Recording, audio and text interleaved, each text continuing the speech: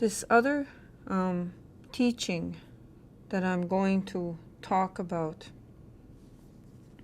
is at the time of treaty making, we signed a covenant, we made a covenant with the European people. They became our relatives, we adopted them through the treaty making process. This is how our nations and other nations came to create alliances. We cooperated, we made relationships of cooperation so that our nations could learn and work together with each other. And at the time of treaty making, when we took treaty, there's treaty 4, 5, and 6 of this region, and those treaties established a kinship relationship with the European people. They became our relatives. The men would call them Kitsuam Noak. The women would call them Noakumaganang, which means relative. Because the kinship of the Nihio people made it so that if you're male or female, the relationship of this kinship is a little bit different. But it is a kinship nonetheless. Now, Kitsuam Noak means cousin or brother.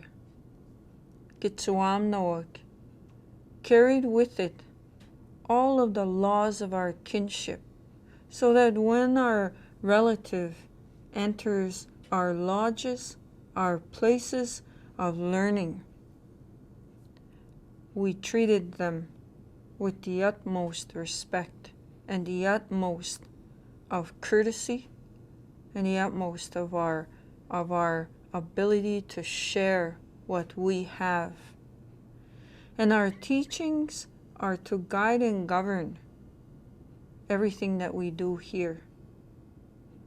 And that treaty relationship is also foundational to everything Canada is based on. Without this treaty relationship, it would have been difficult to create the foundations of what is Canada today.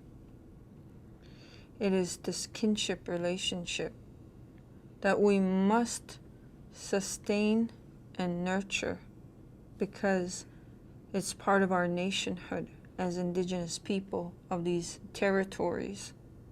So when we welcome the different nations into our learning institutions and into our different lodges, we are welcoming a relative.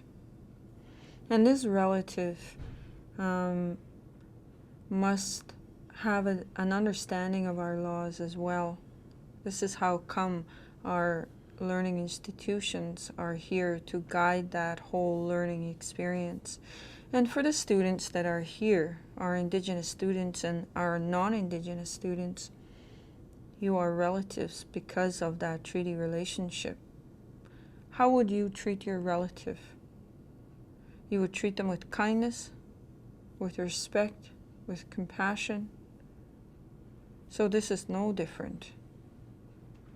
And the First Nations University is unique in that way, because our students are our nationhood. They are to embody that nationhood of laws, of values, of nurturing and sustaining the treaty relationship and adoption. So this is what it's based on. Hai hai.